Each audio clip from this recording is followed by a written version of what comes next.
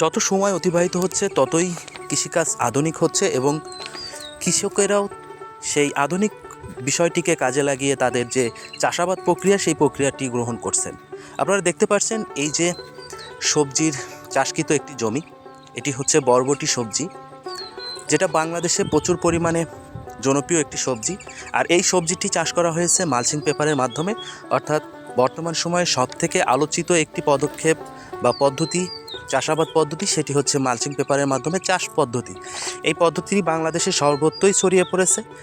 আর এই যে পদ্ধতি, এই পদ্ধতির বর্তমান সময়ে ব্যাপক পরিমাণে জনপ্রিয়তা বাড়ছে। আপনারা দেখতে পাচ্ছেন মালচিং পেপারের মাধ্যমে এই বরবটি চাষ করার কারণে গাছগুলো প্রচুর পরিমাণে সবুজ রয়েছে, কারণ এই গাছগুলো সঠিকভাবে খাদ্য গ্রহণ করতে পারছে এবং মাটির আর্দ্রতা এবং পানির যে ধরে রাখার সক্ষমতা সেটা অনেক গুণ বেড়ে যায়। এছাড়াও আগাছার পরিমাণে অনেকাংশেই কম হয়।